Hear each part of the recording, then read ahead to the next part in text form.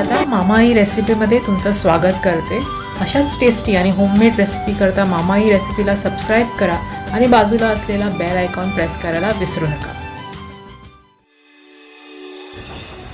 आजची आपली रेसिपी आहे लाल भोपळ्याची भाजी। त्याच्याकरता आपण एक पॅन गरम करून घेऊया। त्याच्यात 1 ते 2 चमचे तेल घालून तेल थोडं गरम करून त्याच्यामध्ये अर्धा चमचा राई या मस्टर्ड सीड घालून घेऊया आणि राई तडतडली की आपण 1/4 टेबलस्पून एवढं हिंग घालणार आहोत। हिंग थोडं गरम झालं की आपण याच्यामध्ये 10 ते 12 कढीपत्त्याची पानं घालून घेणार आहोत। त्याचबरोबर आपण इथे 4 ते 5 लसणाच्या पाकळ्या ठेचून घेतल्या ते घालून घ्यायचे। 1 मिनिट परतून घेऊया।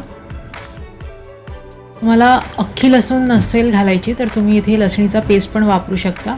त्याच्याकरता नंतर तुम्हाला थोडंसं तेल एक्स्ट्रा घालायला लागेल आणि त्या तेलात लसणीची पेस्ट छान परतून घ्यायला लागेल जेव्हापर्यंत त्याचा कच्चा वास जात नाही तेव्हापर्यंत। 1 मिनिट परतून घेतलं की आपण याच्यामध्ये घालायचं आहे 1 कांदा बारीक चिरलेला आणि 3 ते 4 मिरच्या।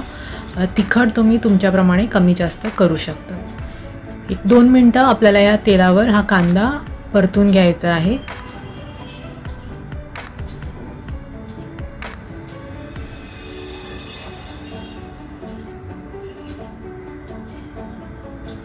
कांदा परतून झाला की मी इथे 150 ग्राम लाल भोपळा घेतलाय। तो स्वच्छ धुवून वरची त्याची सालं काढून घेतली आणि त्याचे तुकडे करून घेतले। आता आपण हा भोपळा याच्यामध्ये ॲड करूया आणि अजून 1 मिनिट आपण हे कांद्याबरोबर हा भोपळा परतून घेऊया।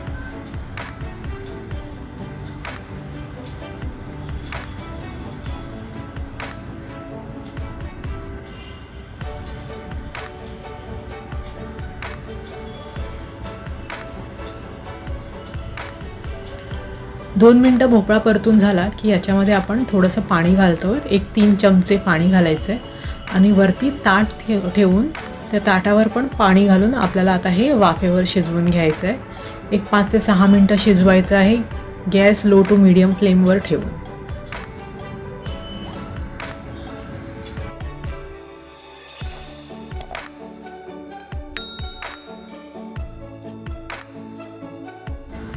एक 4 ते 5 मिनिटांनंतर याला छान वाफ आली आहे। थोडं परतून घेऊया आणि समज याला अजून पाणी लागत असेल तर आपण जे ताटलीवर पाणी ठेवलं होतं वाफेवर शिजवायला ते पाणी गरम पाणी आपण याच्यामध्ये ॲड करून घ्यायचं आहे।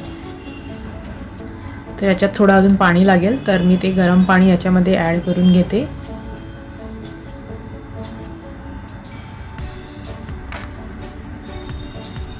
आता याच्यात आपण घालणार आहोत 1/4 टेबलस्पून हळद। त्याचबरोबर 4 ते 5 चमचे ओला खोबरा किसलेला या खवलेला। त्याचबरोबर मीठ घालून घेणार आहे चवीप्रमाणे। आता हे सगळं मिक्स करायचं आहे व्यवस्थित।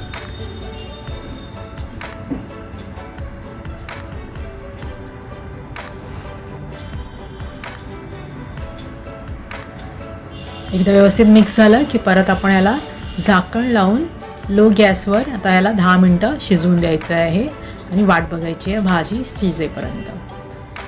10 मिनिटांनंतर तुम्ही चेक कराल की भाजी आपली शिजली आहे। एक चेक करून बघूया आपण।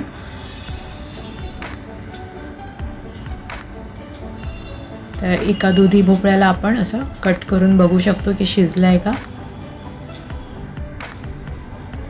तर लाल भोपळा शिजलाय आपला, भाजी झाली आहे। थोडंसं पाणी आहे तर 2 मिनिटं अजून आपण परतून घेऊया।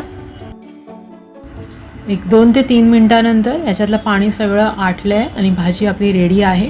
पण सर्व करायच्या आधी आपण गॅस बंद करून याला झाकून 1-2 मिनिटं ठेवून देऊया। 2 मिनिटांनंतर आपण आता भाजी सर्व करायला घेऊया। भाजी रेडी आहे। 2 मिनिटं झाकून ठेवण्याचं एवढंच कारण आहे की भाजी गरम असल्यामुळे आणि त्यावेळेला तुम्ही त्याला झाकण लावून ठेवलं तर भाजी व्यवस्थित अजून आपल्या फ्लेवर्समध्ये शिजते। तर आता आपली भाजी रेडी आहे। सर्विंग डिशमध्ये आपण काढून घेऊया। एकदम सोपी आहे आणि इझी पटकन बनवून आपण एन्जॉय करू शकतो ही भाजी। जास्त काही वाटण वगैरे काही करायची गरज नाही आहे। तर ही रेसिपी तुम्ही नक्की ट्राय करून बघा। तुम्हाला ही रेसिपी आवडेलच आणि आवडली असेल तर लाईक आणि शेअर करायला विसरू नका। चॅनलला नवीन असाल तर सबस्क्राईब करा मामाई रेसिपीला। तर परत भेटू अशाच एका रेसिपीमध्ये। तोपर्यंत कीप कुकिंग।